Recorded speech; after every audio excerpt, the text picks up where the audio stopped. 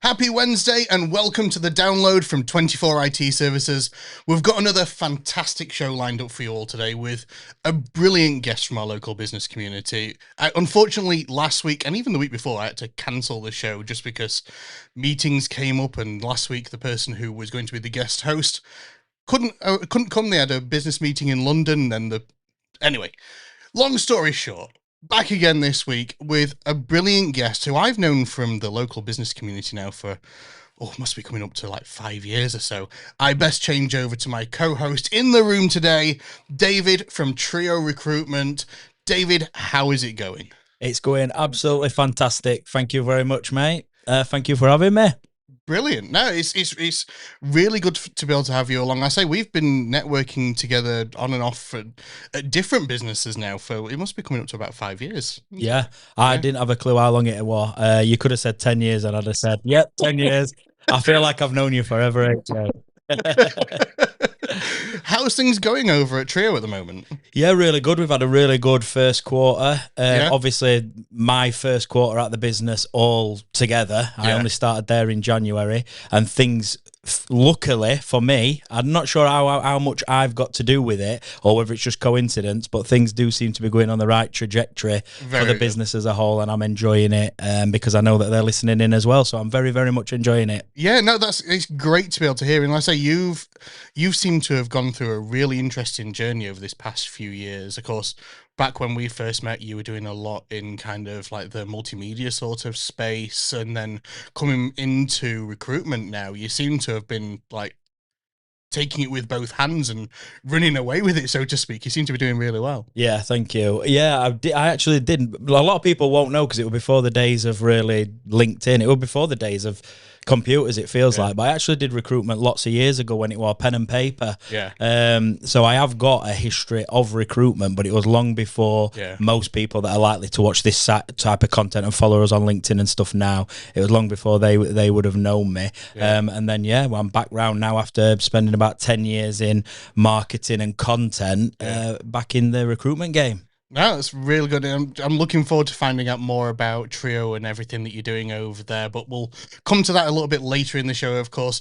We'll get started, of course, with our tech, AI, and cyber news from this past week. And starting this week, we're going to be looking into a bit of AI news. So ChatGPT launched their new 5.5 models with the also new Images 2.0 model. OpenAI have said that the new 5.5 model can understand what a user is trying to do faster and carry out more work itself. It boasts improved code debugging, online research, data analysis, document creation, as well as advancements in multiple of its own tools to be able to complete its own tasks. They've said you can now provide 5.5 with messy, multi-part tasks, which it will be able to navigate through itself using its own tools to be able to accomplish.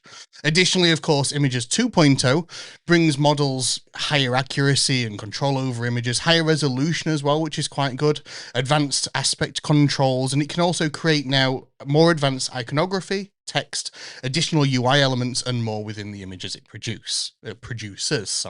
Stumbling over my own words. But also it's becoming more accurate now with non-English text in images. OpenAI have previewed the tool being used to create graphic novels, infographics, even like drawing plans and blueprints and app designs and things like that. It's getting crazy. In fact, this past week we used it to be able to create some of our office staff as Star Wars characters for Star Wars Day. Got to have a little bit of fun with it, haven't you? I turned myself into a rebel pilot. We had Tony, our CTO, as a Jedi Master, and Mike, our MD, as Yoda. I still don't know what he thought of that yet. I haven't heard from him since. I bet you loved that, didn't you, doing that? That was good. I've seen that. At heart, like, I just love doing these sorts of things. But also OpenAI's new tools have more advanced cybersecurity capabilities. I spoke in the last episode about Claude Mythos and the advancements that has had. Now the UK's AI Security Institute is suggesting that GPT 5.5 represents a very similar move as well, much like Mythos did. And it's reaching very similar levels of performance, both being able to complete the 32-step automated corporate network simulated attack and allow for full network takeover. And also both tools average getting to step 22 but both were able to fully complete the attack simulation. So just on that, AJ, sorry to interrupt. no, go for it. That just it were really relevant. I was watching last week's show as well. At what point do you think, or are we almost there, or does it happen and we don't know about it? Where what you were saying there, Chat GPT 5 point whatever it is, and the Mythos, is it? Mythos, the other one, yeah. At what point do we all sit back and just watch AI battle it out amongst itself? Do you know what I mean? Like program against another. It's starting to happen. It's so scary. A lot of the tools that we use are backed by AI-based solutions.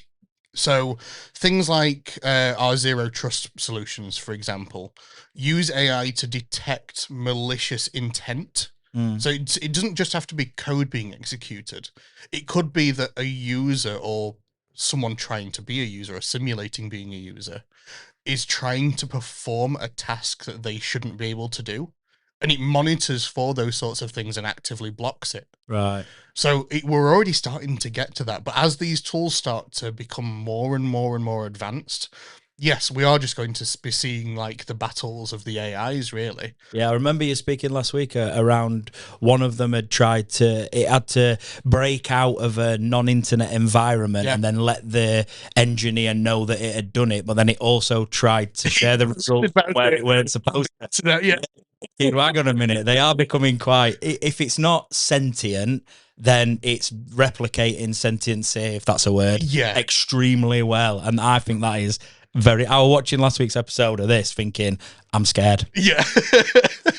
It's getting to that point now where you're like, bleeding out, what is the next sort of thing it will be able to do? Like you can use these AI tools to be able to create code now. You can use them to be able to fully develop an app. You can use them to be able to, I don't know, put yourself in a video of your favorite film or something like that. Like it's becoming more and more advanced at such a rapid pace that there are not only great benefits there and really interesting things that you're able to do with it, but then, like you say, there's the threats that then come along with it, and like that's what's worrying, isn't it? That's what's worrying. The thing that went round the other month where everybody was creating an AI image of their personality and their workplace. Do you know what I mean? Where I think you did when you sat here, and obviously it relates to Disney, it relates to the marketing side and all that. Yeah, all your hats on your head and all that sort of stuff. I know that's completely real. Yeah, and but like that sort of stuff's fun. But then you think, but it's also ridiculously powerful, and wherever people can use it for fun, and that your average person's using it to create a little poster or an image of the amount of AI generated posters that I see nowadays is absolutely unreal. It's the problem is that they all look the same as well. Yeah, I don't know whether they're just all using the same model or what, but like I walked past, it was in the city centre. I walked past someone who had created an A-frame board and printed out a poster that had obviously been created using AI. Yes, I get that these people probably don't have the design experience, or they don't have a partner who's like got that design experience, but it just didn't feel like it represented their brand for some reason. Yeah, it is a worry. And AI is just everywhere. It's because it is easy, and a lot of people don't have the expertise. But you can just type in, "Please create me X, Y, Z." But yeah, you're right. It's a poster that represents this summer fair that we're doing, and these are the dates. This is the information. And all. To be fair, all that's harmless, isn't it? Really? Like that's the harmless side of it. It's then more, wow, they're only scratching your average person's only scratching the surface of what AI can actually do today as well. I'm not talking in 5-10 years. I'm talking what's available right now. If cyber criminals get their hands on these newer tools, like GPT 5.5's cybersecurity tools or Claude Mythos, like if people aren't prepared to defend against those types of threats, I mean, like I just said, this was able to automatically, on its own, go through a 32-step advanced corporate network attack. Many people will not be prepared to be able to combat those types of threats. Many small to medium-sized businesses, especially across the local region, just won't have those tools in place, will they? No, I don't even know what the words are that you just said. But I am your average person when it comes to fighting against these cyber attacks. That's why we get you involved. This is the important thing, though, is that a lot of people won't understand the types of risks that they'll be presented with these sorts of attacks.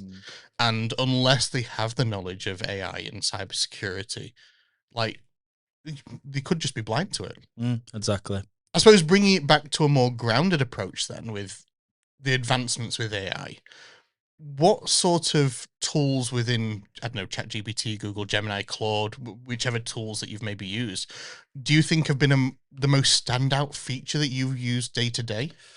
Oh, the most standout feature that I would use day to day is, I'll be honest, the way I use AI, it's not much, but it's more conversational sometimes. It's Yeah. like being somebody who is, I guess, classed as a creative with videos and different little projects and stuff that I've done over the years.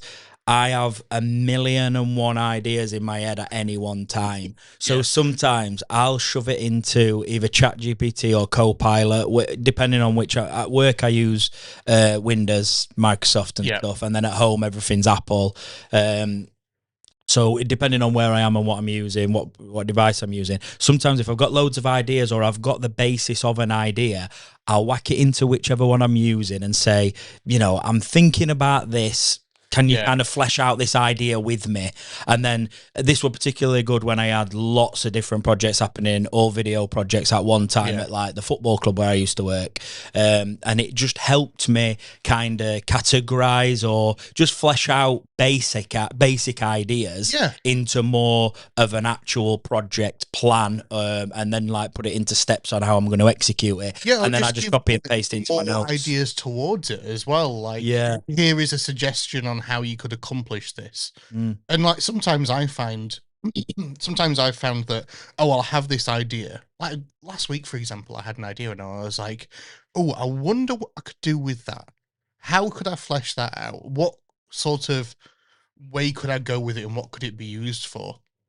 And then going through the process with it, Natalie's now, she's set up in another room, bless her, David's still on a seat, but Natalie's now going to be filming some bits around the office for this idea that I had, but like I'd then put that into the model that I use, and I was like, this is what I'm wanting to accomplish, this is the idea that I've got, what sort of things would I need to be able to consider?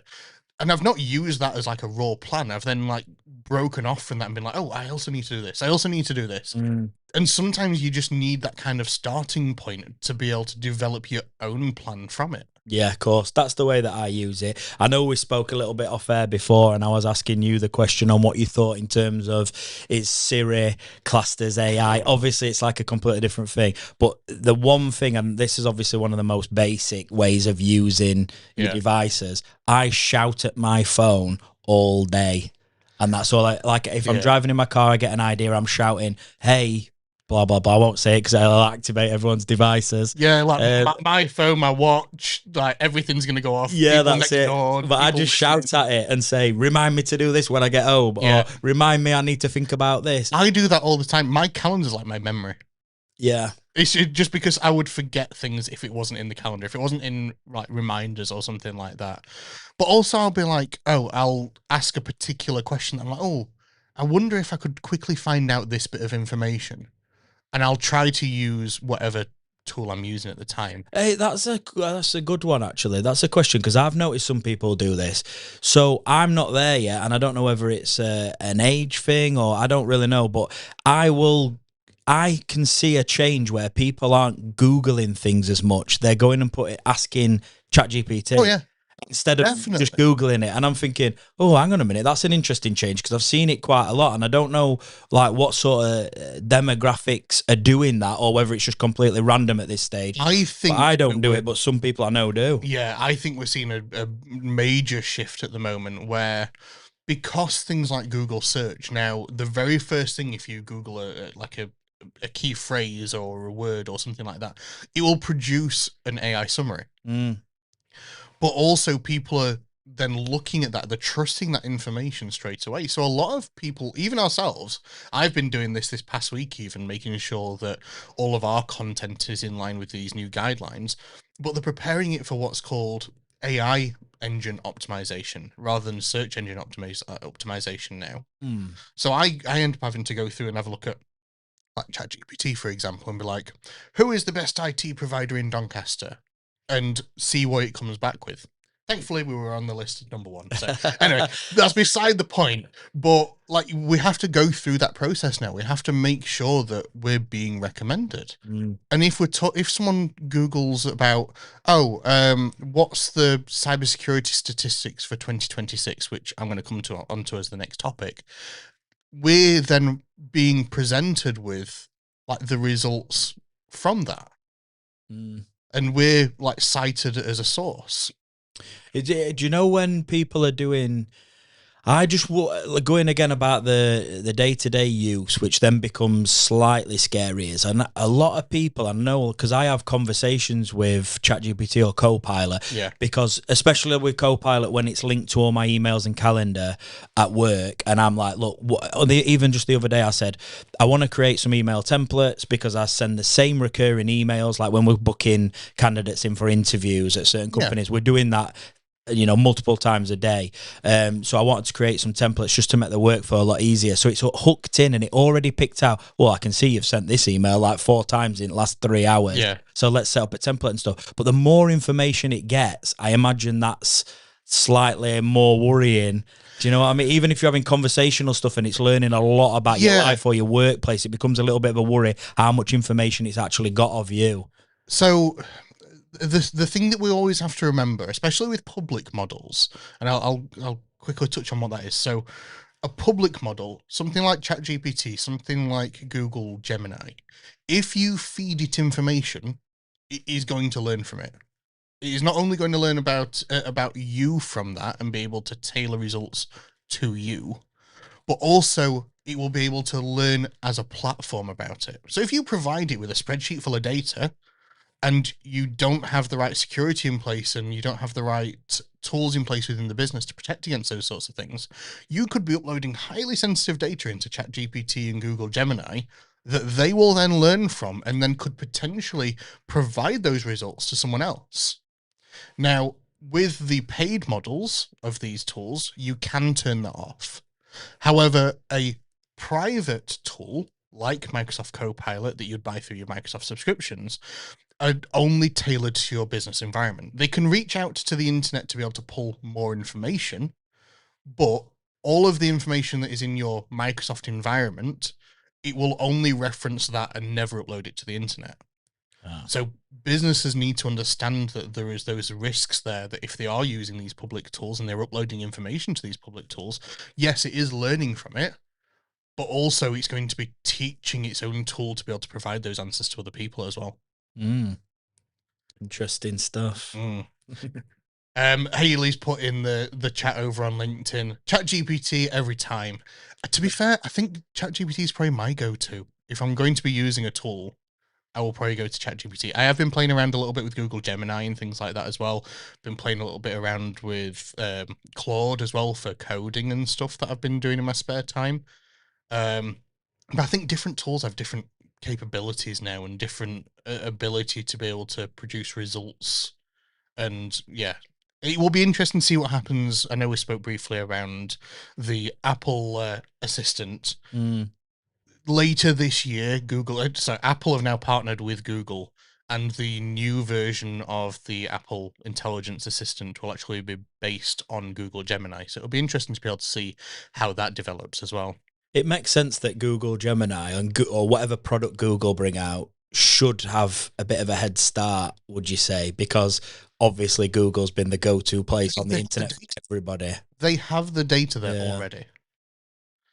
So moving on to the second news story of this week, I did touch on it briefly. This past week, the UK government released the 2026 Cyber Breaches Survey, which highlighted a number of key statistics around rising cybersecurity threats that UK businesses are facing. Whilst we've highlighted many of these on the website, and I've spoken about a few of them already, I did want to highlight a few of these key statistics just to be able to, well, hopefully people who are tuning in or catching the replay of the show can take away and act on these. So the number of UK cyber attacks that UK businesses faced last year stands at around 5.19 million. As part of that, this actually represented about 43% of UK businesses and about 28% of charities over that 12-month period. Out of that, 38% of all businesses in the UK experienced some form of phishing attack, but out of the ones that were targeted in a cyber attack, they actually said that 93% of businesses who experienced cybercrime said that phishing was the most common attack vector, the way that they got into the business. Going back to the last topic, only 24% of businesses and 27% of charities had cyber security practices in place to help manage AI-related risks. Only a quarter of businesses had those tools in place. It's scary. People need to be understanding that these risks are out there. And only 30% of businesses and 27% of charities conducted cybersecurity risk assessments within a 12-month period, despite recommendations that they should be conducting these at least annually. We actually regularly audit cybersecurity assessments with all of our clients, and we have regular quarterly meetings with our clients to make sure that they understand the latest risks and changes in the market and helping to make sure that they have the right tools in place. A few other notable statistics: despite stricter controls, only 47% of businesses and 38% of charities use multi-factor authentication to protect their online accounts. Only 19% of businesses have cybersecurity awareness training in place, which we'll come back to shortly, to be able to train their employees about the cyber risks that are out there. Only 15% of businesses reviewed their cybersecurity risk, or reviewed the cybersecurity risks of their immediate suppliers. So understanding, are the people that I work with secure? And only 6% of them then viewed their wider supply chain beyond that as well. And finally, like I say, there are many, many more statistics. You can find more on our website and also in the Cyber Breaches Survey.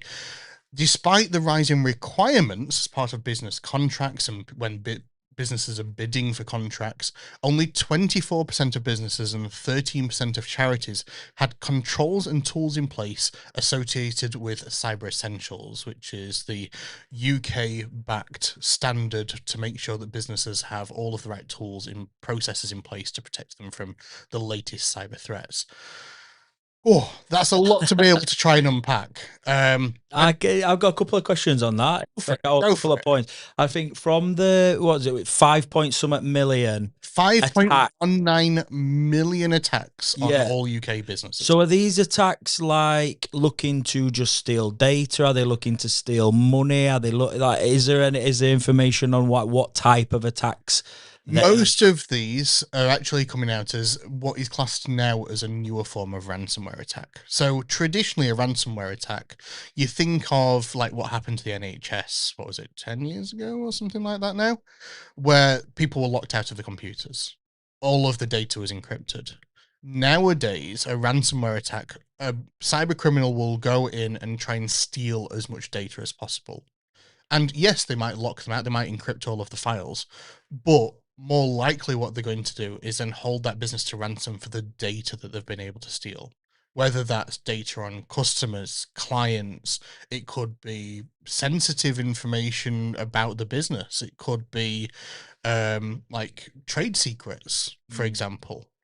A lot of the time, a cyber criminal is going into these organizations to try and wreak as much havoc as possible and try and extort money out of people at the end of the day. So they're basically saying, we'll give you your data back, or we'll get rid of your data. Yeah, I promise we will. If you give us X, Y, Z. Yeah. We definitely have made a copy. Exactly. And it's not the first time that people have suffered an attack and then still had that data released, even if they've paid the ransom. Yeah, that's the thing with the ransom stuff. And also another point there that you're making, in terms of like, especially us talking about businesses across Doncaster in particular working together and stuff, do you think it's something that people are then generally considering when they're working with people? Because I know we work with or use certain systems within our business that we have no control over how they're protecting that data. That's all down to them. We pay, let's say, our subscription to their service, and there's data on there that we need, that they need, but we have no we have no say in how they're protecting it. Do you think companies will start getting a little bit more savvy, going, well, how do you protect data? If we're going to work with you, how do you protect the data that we share? We've seen a major shift with businesses, especially over the last, probably say 12 plus months, where more businesses now are being requested, if they bid for a contract, for example, they're being requested that they abide by certain levels of cybersecurity. Usually what that is that people will say, you need to be Cyber Essentials certified, meaning that you follow these 5 key practices, or you're Cyber Essentials Plus certified, meaning that not only do you follow those practices and you're able to demonstrate that and you're able to be audited for that in a live environment, but you're able to prove that all of that is in place and has been in place throughout that period as well. We're seeing a major shift now where people, if they're bidding for these contracts, need that Cyber Essentials or Cyber Essentials Plus in place.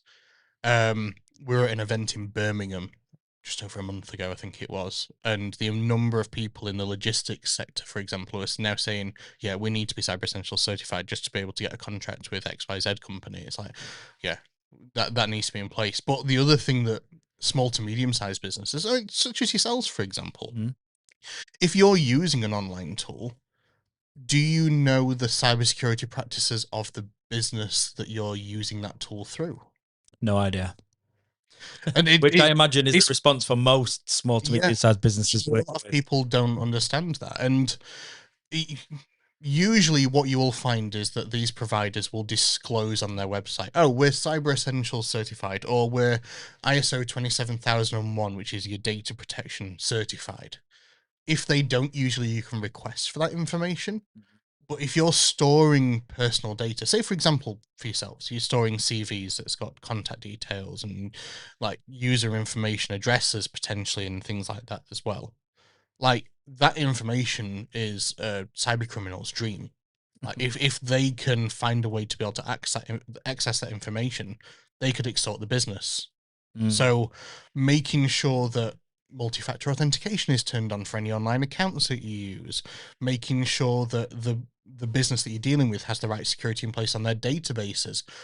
All of those things are incredibly important, not just across like your sector within the recruitment sector, but accounting, law, or manufacturing businesses. Like it's going to become a more and more of a requirement over time as businesses just need to do business at the end of the day. Yeah, well, I was saying before, when last time I were in recruitment, like 20 years ago or whatever, we literally just wrote everything down on the little pieces of card and had little buckets that we put certain ones in, and you know, depending what jobs they were looking for or what job they were linked to and stuff. Whereas now, like I say, everything's digital, so there's got to be new. I think the world's moving at such a rate when it comes to technology that processors and stuff just can't keep up with how it's ever changing. Yeah.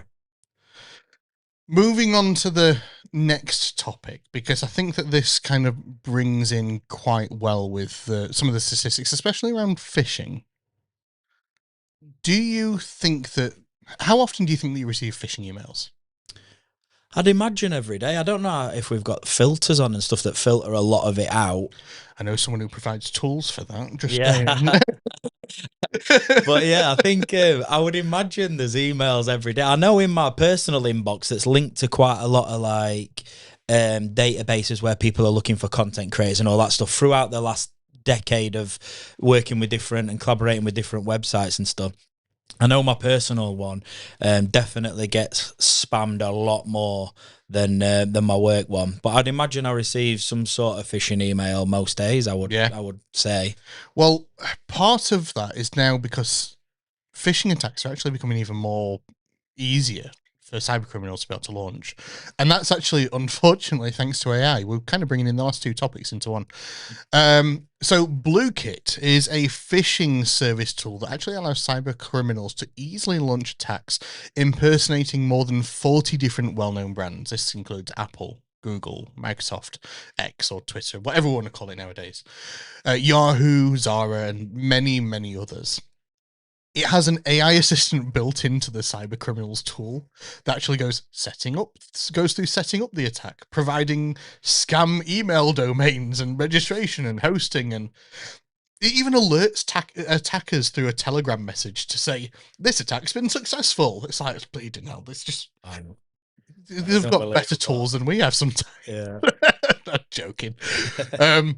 But it's basically a cyber criminal's dream to make it this kind of set and forget solution, really. Just set it going and do your other things in the background sort of thing.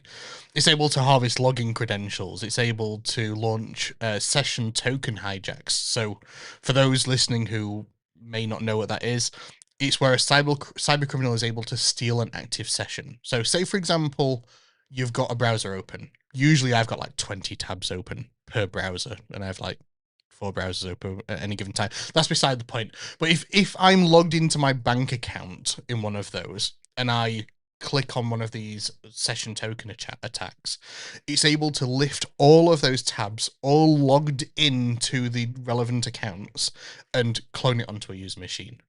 Like, they're in the account. They don't need multi-factor authentication at that point. It's just cloning that active session. And does this generally come by the way of having to click on a link more than just opening the email? Usually it will be through clicking on a link or opening, say, for example, a malicious PDF.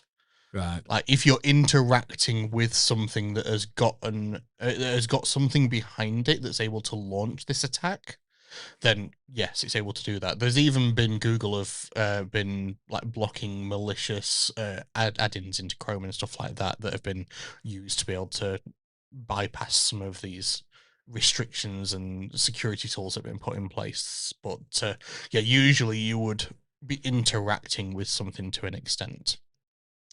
At 24, we actually have been working with businesses to adopt newer security technologies, something called Zero Trust Cloud Access, which the best way to be able to think about it is if you're logging into an account and you're going over the internet to be able to access the service, rather than just allowing you to be able to connect those two dots, it looks at the device that you're connecting from and says, is this user trusted? Is this device registered and trusted? And then rather than just taking it directly to the internet, it goes through a secure portal over the internet where that then runs those checks constantly and says, is this connection secure? Is this a device like compliant? Is this user authorized? And that's kind of like how we're advancing those connection types. Because even if someone does suffer a session token hijack, it means that the cyber criminal won't be able to access those online accounts because the device they're connecting from isn't trusted. Mm-hmm.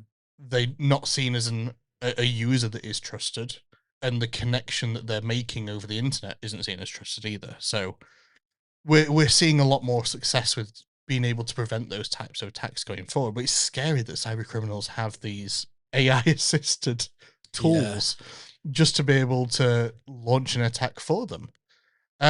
Does that mean that they don't necessarily have to be that smart? If that makes it, I mean, clearly these people, whether you're on either side of the fence, whether you're on the defense side or the attack side, you got to be fairly smart and clued up with. Oh yeah, definitely. But are some of these advances in AI and technology actually meaning to be on the attack side, the dark side, you don't actually have to be as smart as you maybe once used to be? It's a lot less involved for them, for sure. Yes, to an extent, it means that they don't have to create these tools and create these attacks themselves. Like you say, they're probably quite smart anyway if they're wanting to be able to do these sorts of things. But yeah, it is one of those, like, someone's made it for you, set and forget sort of tools. Really, at that point, they have very little active involvement other than, oh, I now have access to someone's account, what am I going to do next? Sort of thing. But I suppose this kind of goes back to the previous topic then. Like, do you think that people in businesses across the local region have the right training in place to be able to spot and prevent phishing attacks? No. I think where a lot of people lie with this, probably, I mean, I've had training in this before, and it was basically watch this video, and this was because the company I was working with at the time had an IT company, such as yourselves, that have gone, look, send this to all your staff, get them to, watch a couple of videos, answer a couple of questions, and then we'll give them a certificate at the end to say that you're phishing avoidance trained or whatever. Yeah, and then they can blame the users if they end up interacting with something. Yeah, exactly. This is it. But I think in terms of being genuinely clued up or having proper training in place, unless you've got somebody such as yourselves involved that are speaking directly with all of the staff. Yeah. Which could be, I mean, with us, there's only 3 of us. You know, it might take you half an hour to explain this, that, the other. We're pretty clued up. There's only 3 of us. We only get so much incoming email anyway. Yeah. Might be easier with a bigger company where you're talking several hundred of people. Some people are working remotely, some people are out in the field. I can see that'll be a much bigger task, probably a more costly task. Yeah. And I can see that's probably where the barrier is in terms of, oh, how much is this going to cost us to get trained? And it's almost we'll roll the die and hope that we don't get caught out by it, because the cost to definitely not get caught by it might be a bit bigger. So I think that probably comes into play. But no, I don't think everybody will have. I don't think people really understand what all these attacks are. Like there's a lot of what you spoke about with these stats and figures and stuff. And I like to think of myself as half clued up when it comes to tech and forward thinking and stuff. But you're coming out with stuff that I'm thinking, you may as well be talking a different language. and I think I'm probably your average, but I don't mind saying that because I would imagine most people watching and probably are more like me than they are you if they don't work in tech. That's the idea though behind these sorts of conversations, is that yes, I can go into these statistics. I can say there's 5.19 million attacks on UK businesses. Out of the successful attacks, there's 93% of those were launched by phishing attacks. We can talk about that, but what does it truly mean to like yourself? What does it truly mean to local businesses, and what can they put in place to be able to prevent against that? I mean, what I would like is that we're providing the right sort of information, even if we're not directly working with local businesses. If we're providing the right kind of information, the right kind of education, can we make Doncaster one of the most secure cities for people to do business? Yeah, that's what I would like to. It starts with awareness, doesn't it? And that's what you're fantastic at, especially through your marketing team, which is you. You getting the message out there to begin with and making people aware, then at least makes them go, oh, now I've got to ask myself the question, do I want to continue running the risk? And the impact is ABC, or do we speak to 24 IT and look at bringing in, a little bit of, making sure the risk goes away, basically. Yeah. The cost of remediation, so recovering from a successful attack, is going to be far greater than the cost of prevention. And making sure you have the tools and the training in place to prevent against these modern attacks that are coming through is incredibly important. Incredibly important. I mean, when it comes to phishing, for example, we adopt like a multi-layered approach to making sure that people are protected. We provide tools within a business's email environment that is able to monitor for phishing attacks, prevent them, block them, quarantine them.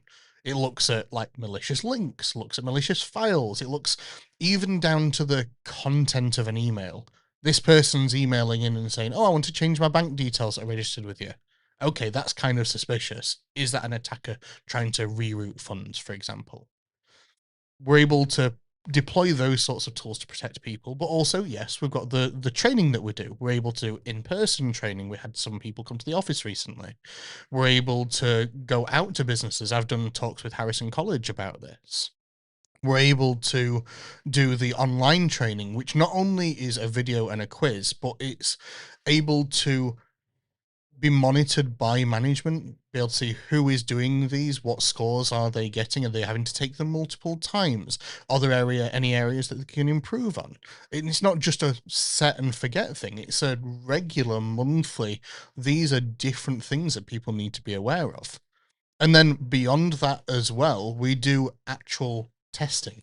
We will send phishing emails to businesses, of course they're harmless, but we will send phishing emails to businesses that we work with, testing them. Like, are you prepared for if this sort of thing comes through? Like, are you going to click on this link? Are you going to then input your account credentials if it's a link pretending to be Microsoft, for example? And it's able to then help you identify, okay, these people need more training. So, anyway. Beside the point, let's get back into the news. There are a few other very quick news stories that I wanted to be able to touch on today. I thought it'd be good to be able to introduce some very quick news stories after getting super in depth into some of these first topics of the day. So this one, reports suggest that OpenAI could be preparing to enter the smartphone market with a targeted release for a device in the first half of 2027. Rather than apps, it will focus on AI agents that will provide data and perform tasks for the users. This is on top of other devices that OpenAI are rumored to be working on, so a smart pin and potentially a smart speaker as well. David, do you think that you could rely on a smartphone that's not got apps on it and is just powered by AI agents? I'm trying to think in my mind what that would look like practically. Yeah, I don't know either. Whether that means I would only ever really just talk at my phone and it would just give me the information, or whether type to it, or like I don't fully understand exactly what it would look like practically. However, I probably would. Well, if you'd have asked 25 years ago, are you going to use a phone that has these things called apps? I'd probably be like, well, I don't know, but if that's the way the world goes, then yes, down. But like, basically, I'm a bit of a sucker for, if you can make my life easier in terms of the devices and the apps or the agents, whatever it is, if it makes my life easier, I am most likely going to use it. But I'm quite good at using things as a tool, and rather than having to depend on it like wholeheartedly, like if my phone battery runs out, it's not the end of the world. But if you can, in general, make my life a lot more efficient, practical, and easier, then yeah, I'm probably going to use it, whether it's fully safe or not. I would gather. Personally, I don't think I could use a phone that is only like AI agents. I think the apps that I use on my phone are just even looking at my home screen and seeing recommendations of photos from places that I've been, or like events that I've been, like memories from throughout like my lifetime, kids' lifetime. I don't know whether an AI agent powered phone would be able to do those sorts of things, and it's those small things that are like incredibly important sometimes. But yeah, I think if they can integrate AI agents in with the what is now the traditional smartphone, I can imagine though, you're just talking about like the little memories that are captured there. I know these things already exist, but how long until the photo frames we all have hanging up on our walls across our house are literally all just digital and just show you different photos? Already happening. Yeah, I'm going to say, you walk into your house and it detects your mood because you've got a ring on or your watch or whatever, and it automatically changes the pictures and the LED lighting behind the frames and stuff to go, oh, I can see there's a bit of tension with your heart rate or however it tracks it, and it actually makes it to be able to improve this person's mood.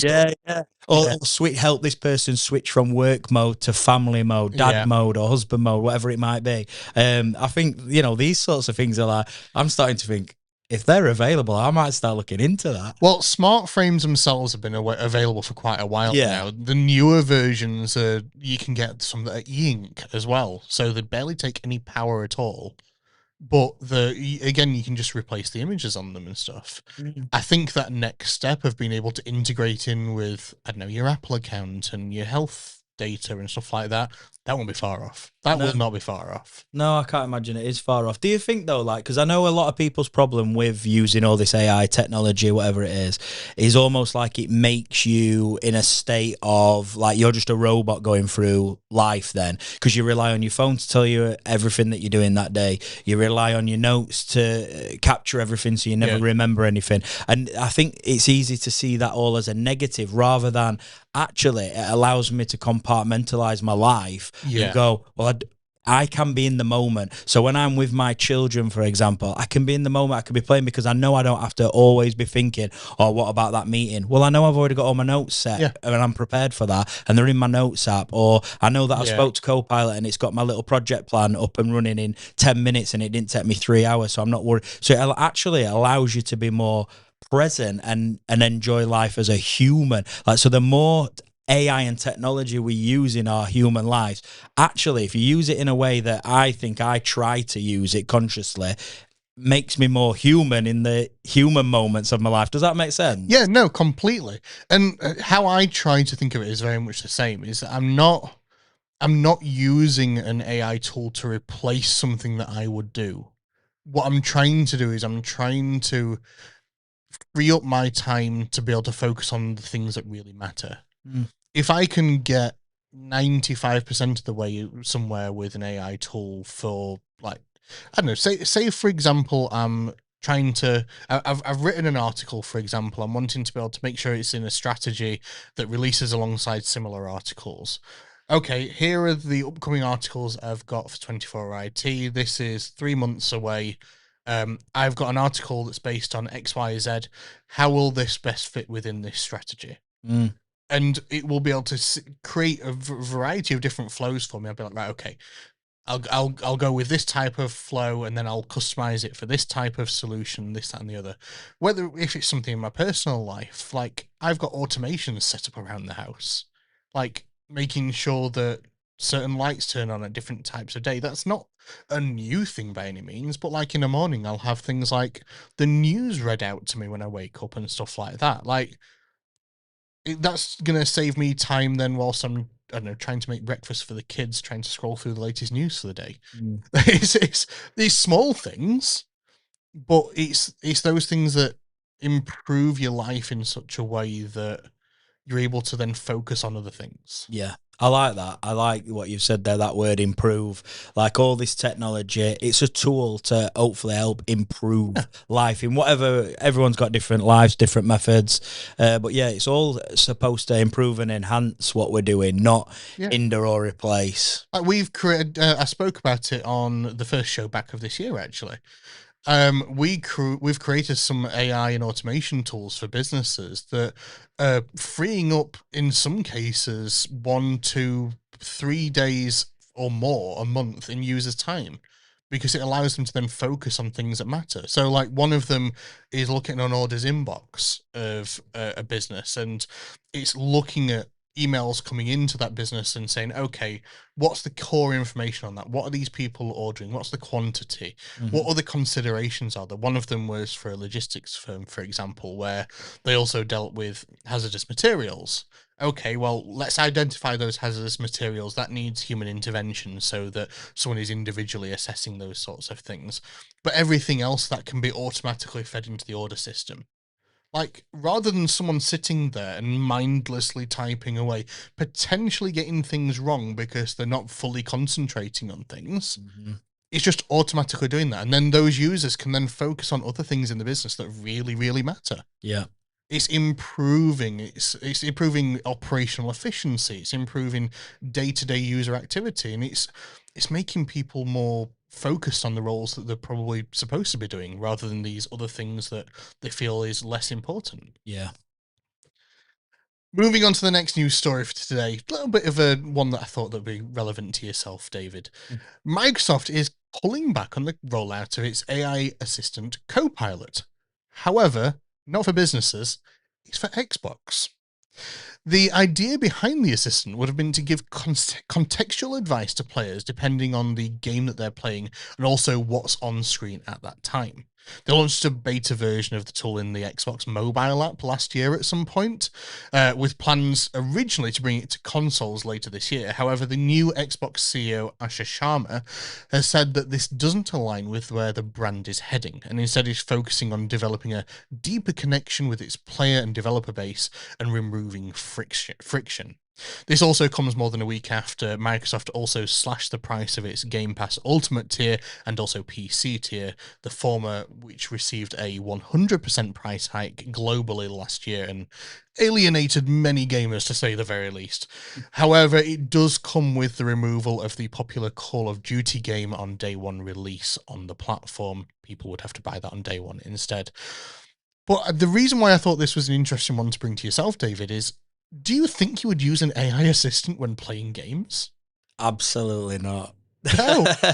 No. So am I defeats the object. Yeah. Am I understanding this right? Where basically it was like it'd be like a training you. So it'd be saying, "Oh, you're always focusing more to the left of your screen with your."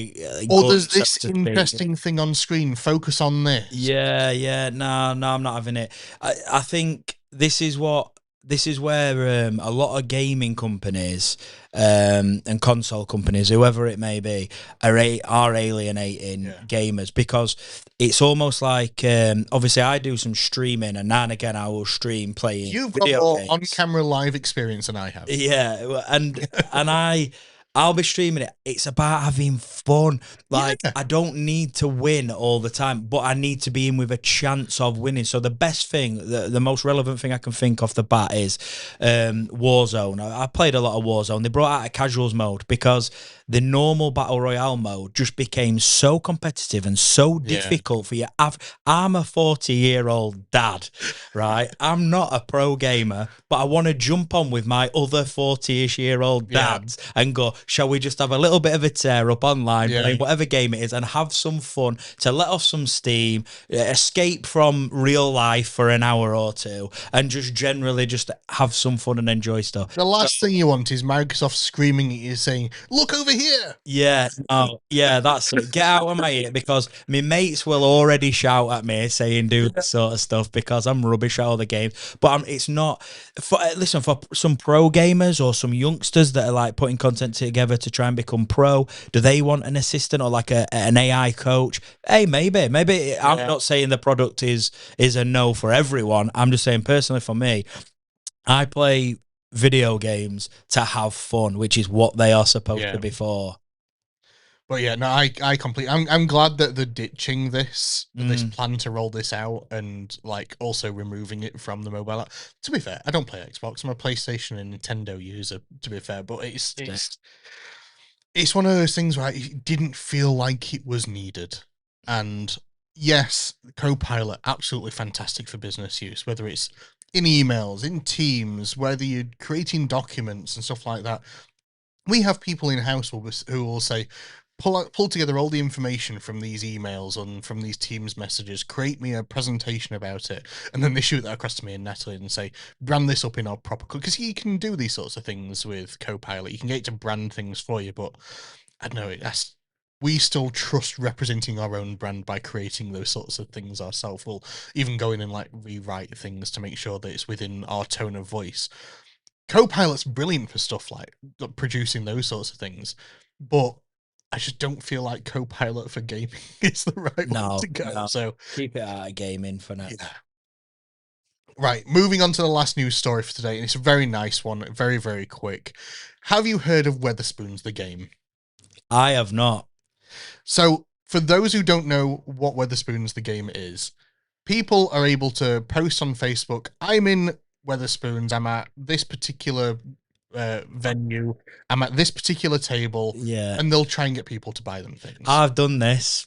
Yeah. So I've played the game without knowing it's a game. Yes. Right, okay. So it's just a Facebook group. Anyone can join it. It's been around for, I think it's about 10 years now.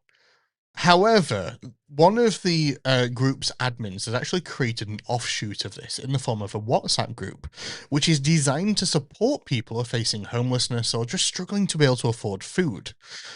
Users in the Facebook group can now submit photos to administrators, which are then vetted by the administrators and then posted into a WhatsApp group, which is full of more than 700. In fact, since this article went live yesterday, I've heard that this is much higher, but it's more than 700 generous donors who are buying meals for those who need support. Group members will even buy meals in bulk from select locations that are picked up by volunteers and delivered to local homeless charities. I just thought it was a really interesting story. I actually went to a local Wetherspoons last night just to have a catch up with a long-time friend, and to think that people could come into there and be like, I'm really struggling. That gets posted into this group and people are able to support those people, even if it's just a coffee. Like, I just thought it was a really nice story. I love things like this because now somebody's done it, you almost go, oh yeah, that's so obvious. Yeah. Why has nobody done this before? But there's a lot of things like that. I remember doing it for a friend's. We were on a friend's stag do somewhere, and it weren't your typical stag do. To be fair, we just went and did some go-karting and went somewhere for some food. Well, Wetherspoons, sort of thing. That's it, yeah. And I remember just putting on my Instagram story at the time. I was like, look, I'm in this Wetherspoons. It'd be really, really funny if people sent some random stuff. Yeah. And the fact that was funny because we were getting like just the odd cookie or you know, some people would buy you a pint and stuff, and it's just a bit of People saying like pickle or something yeah, like that. yeah, some really random stuff. But yeah, the fact somebody's then gone, hang on a minute, we could just turn this into doing good for some people that are rather in than a bad something moment that's just and need help. junk, like Yeah. let's do something good for someone. And now they have, you go, oh yeah, that is so obvious. Why has no one thought of this earlier? So And yeah, there are great rules story. around it. Like they don't buy alcohol for people through this. Like, because the problem is that you might find someone who's faced homelessness because of an addiction. Yeah. But if you can buy them a coffee, you can buy them a warm meal. Like, it's important to be able to help these people who are in these sorts of course it is circumstances. And that's such an easy way to do it. It's like, not that every time you help somebody it should be low effort or high effort or whatever, but it is quite a low effort way of going, I've done my bit, somebody's got the help that they need. Exactly. Yeah, it's great. Love it. Exactly. Well, moving on to this week's 24 top tip topic of the week. I got that wrong. 24 top tip topic of the week. I've made it for myself. I'm my own worst enemy. I've put this in the document. It's 24 top topic of the week. Just get AI to record it once and then just there's a button on the stream deck, just like, right, that's what it's going to be going forward. This week's article over on the 24 IT website, which we've got our new website launching very, very soon, going through its final testing at the moment, and hopefully within the next week or two it will be live. But the latest article on our website this week talks about how businesses, or what businesses should be doing when they're looking to partner with a new IT and cybersecurity provider. And these are sorts of things that not only from a IT and cybersecurity point of view should be looking at, but also when partnering with businesses in general. We'll come back to that with David from Treo shortly.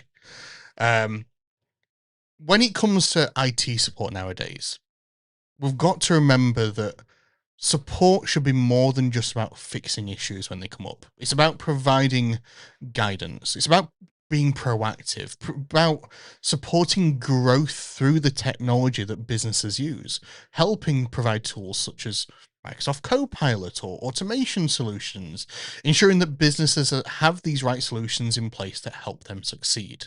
But similarly, it's important to partner with a provider that doesn't just install cybersecurity tools like antivirus or something like that, but tailors the solutions that are provided and the configuration of those tools to the business's needs and the industry that they work in. It could be that someone who works in manufacturing and logistics requires a different type of consideration and different configuration to someone who works in law or accounting. But also that all of these tools are backed by active monitoring to identify potential threats and block them as well. Beyond this, it's important to partner with a business that understands your business, how you operate, what your goals are, and actively works alongside you to help you succeed. For us, this starts right at the very beginning. We start with something called a Know Your Business piece, where we do exactly this. We work to understand those needs, what you want to accomplish, and where you want to be in like 5-10 years time, and help you accomplish this through the technology that you have in your business. We then take this back to internal teams and each department and ensure that all of this information is correctly communicated and that it's documented. Introductions can be made to key personnel, documentation shared, even introductions to things like our customer success agents, which have all got videos of who they are, more about them. People can learn more about the people that they're going to be communicating with regularly. We monitor for critical business equipment that businesses need to be able to operate day to day, like a printer in a accountancy office might not get used very often, but a printer in logistics that could be printing labels all day long, if that goes down, that's critical. So we work with businesses to identify this is the key equipment that you need to have working all day long. Each of our clients has a dedicated point of contact that they can reach out to at any time, but they can also have regular catch-ups over the phone. We have quarterly and annual business reviews. They have just meetings on a weekly basis just to discuss things that are going on in businesses. Our virtual chief information officer works with businesses to provide board-level guidance on their technology, liaise with vendors, provide insight into tools that they're using, and even process improvements that they can make, and where AI and automation tools can be used to streamline repetitive tasks and operations. For us, all of this led to a 99.6 average customer satisfaction score throughout 2025. So I would like to think that what we're doing to be able to support people and provide the best service possible is working. We don't just believe in providing IT support. We provide business support that allows businesses to succeed. If people want to be able to find out more about any of these elements, again, there is an article over on the 24 IT website. That's www.20-4.it. Or you can reach out to myself, member of the team, or visit our website to find out more about the services that we provide. Whilst not all businesses are the same as this, I know, for example, from conversations that I've had not only with David, but also Neil and Haley, that Treo have a very similar philosophy when it comes to everything that they do. So rather than leading directly into a talking point off of the back of today's tech tip article, David, tell us a little bit more about Treo. Tell us more about what you do and how you work with businesses, not only across the local, but wider region as well. Yeah, I like to think of us as, we obviously work outside of Doncaster as well, but I like to think of us as Doncaster's recruiter. Yeah. Almost to give that, we're just normal people trying to do our best every single day for the people that we work with. Obviously the bit where we like to put people first, it is all about customer service, because retaining the customers is vitally important to us. The normal bit that we do is obviously we do recruitment. But we don't like to do recruitment is, I was trying to think of this on the way here when I was trying to get across what is it that Treo do and how do we do it different. Yeah. How do you differentiate yourselves from the likes of other recruiters that I will not mention in the local region? No, this is it though, because, and I was just thinking, there's some words that came to mind about the recruitment industry as a whole, and there were words like aggressive and cutthroat, and as an industry, a lot of people see recruitment as that. It's about fill the vacancy as fast as possible and get the biggest margin that you can and move on. And it's very commission based. It's very about money and speed. We are trying to run a business, and obviously we all need to pay bills and put food on the table, but we're trying to do it on the flip side of that. We're trying to move as quickly as we can, as ethically as we can, as well as we can, doing the best we can at every single stage of the recruitment process. So whether that's speaking with partners, we would like to understand the processes first. Let's understand who you are, what your business is, what type of characters have you got in there, who fit in well to you. Exactly what's important to you. A lot of the things that you were talking about that 24 do as well. And because the more we understand, the better we are placed when speaking to candidates coming through looking for a role, to go, look, this person might have the experience, they might live in the right location, I'm not quite sure they'd fit in this role. That's not going to be good for the business or the candidate. So at the end of the day, people need to fit into a business, don't they? They need to fit into the right philosophy, the right attitude towards working. Exactly. Otherwise, a few months down the line, we're going to be back at square one again. Exactly. Or we might not be at square one. You might decide to use somebody else because you've not got it right, which is not what we want to do. So basically, the way we try to do it is, look, we're just normal people. We're having normal conversations. We like to work with other people that we feel have the same values as us. We're very big on grassroots, on the local community. We don't only work in Doncaster exclusively, obviously, but Doncaster is our home. It's where all three of us that work there live. It's where our families live, where they're growing up, and it's where we're putting a lot of people into jobs in the local area. So we're just trying to do our best, really, in the best possible way we can. And it all starts by just understanding people and having actual I know a lot of this has been about tech, about AI. The human side of recruitment will always outweigh any technology that you've got in place. We always say that whilst we are a tech business, we're an IT provider, we provide cybersecurity solutions, we're not an IT business at heart. We're a people business. It's about understanding the people, not only in your own businesses, but the people you work with as well. And you've got to have the right attitude within your business that supports that.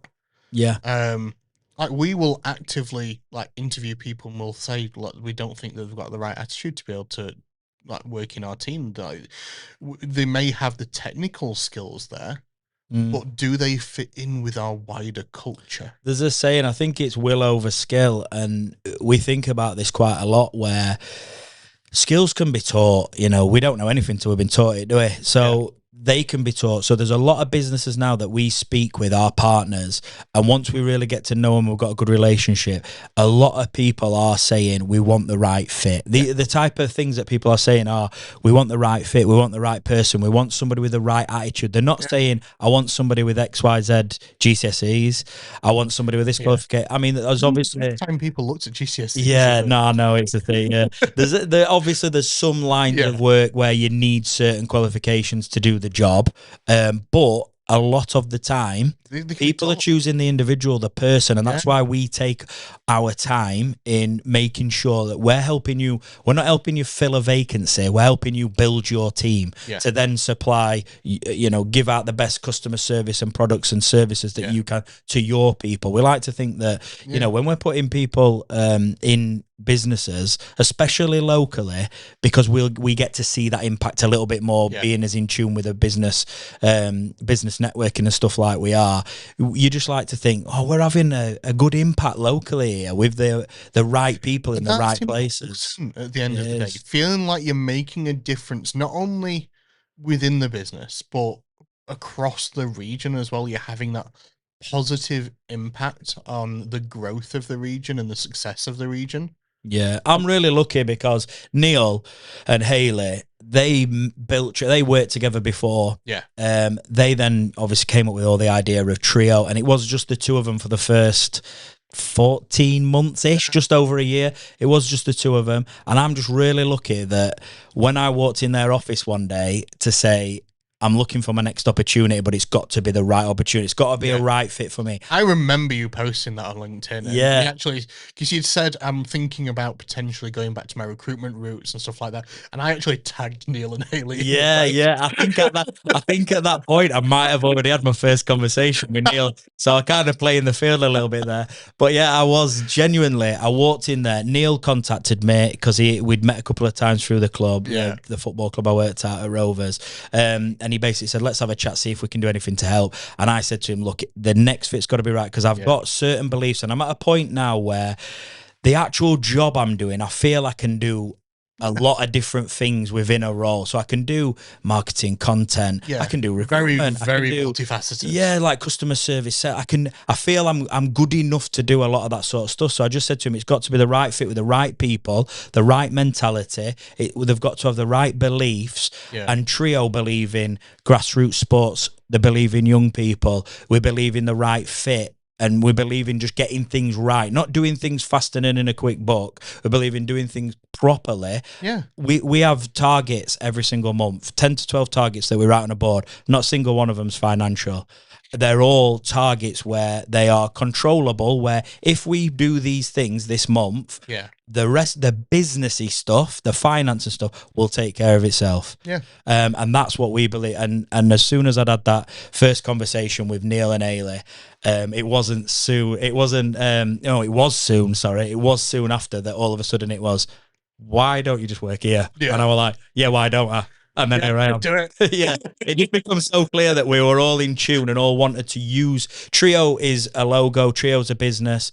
The people in Treo are trying to make that logo and that business mean more than just we are just recruiters. We're not. We're just trying to do things the best we can every single day when we wake up, and hopefully the rest of that, the rest of the business stuff takes care of itself. Yeah, and like I say, over this past few years, I've seen Treo as a brand evolve and grow and become more recognizable and more successful, and it's through that personable approach. Yeah, that's all. You've known me all these years, and I can't be anything other than yourself. What I am. I can't. My old demeanor does not allow me to. So the fact that I get to work with these two incredible people, Neil and Hayley, that are just we're all different enough to make a really good team, but we all have a similar mindset when it comes to we want to do our best and we want to do the right thing. And sometimes doing the right thing's not always the best thing financially or business wise, but sometimes it really is. I think longevity, it really is. In what you're trying to accomplish and what you're trying to do as a brand. Exactly. Because at the end of the day, if you decide to be able to go down a path that you don't agree with, the brand can suffer. Exactly. Off the back of that. We're all in tune with each other. We're in tune with the direction of the business, and we're in tune with. I mean, ultimately, we do recruitment. Yeah. that is what we do. So if you do away from that, if you do need any recruitment, you got to make sure that you get in touch and get the badge in on my.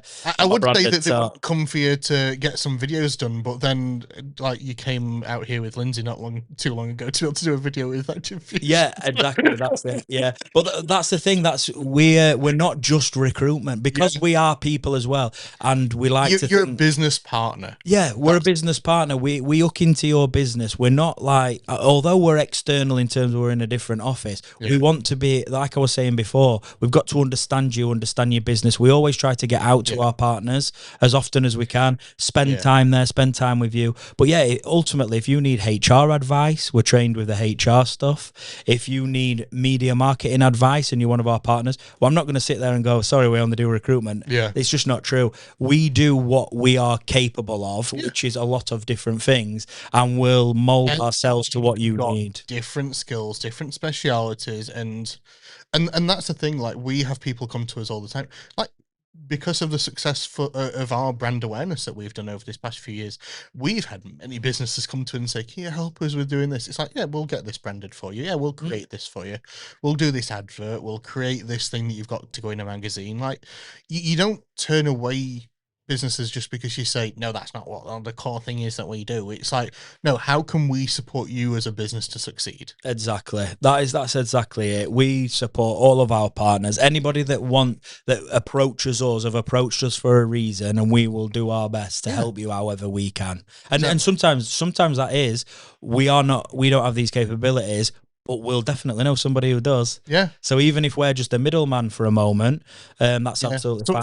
She says, oh, we really need support with this. Oh, actually, we work with a business that does that. Exactly. And what we're good at is being that connector as well, because if there's anybody in Doncaster that me, Neil, or Hayley can't get in touch with, then I'm not sure they exist. So, or if you don't know someone who knows, you probably know someone who knows someone who knows. Yes, exactly. And that's the power of networking. Yeah. So, we're to say that we're not, I think we're just shy of 18 months old.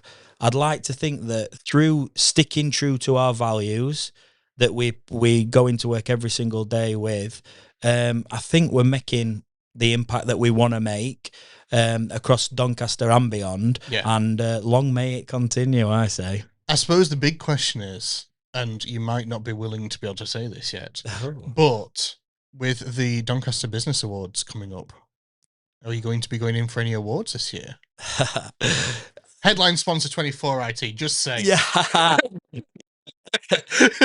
What can I say and what can't I say? Would you be at the awards? I'll put it that way. Yeah, I'll definitely be at awards. Don't mark my words.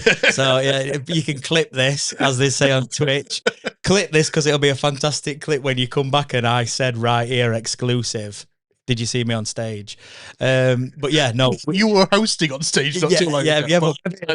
Maybe I'm not going to be hosting this time, but maybe I will also be on stage for one reason or another.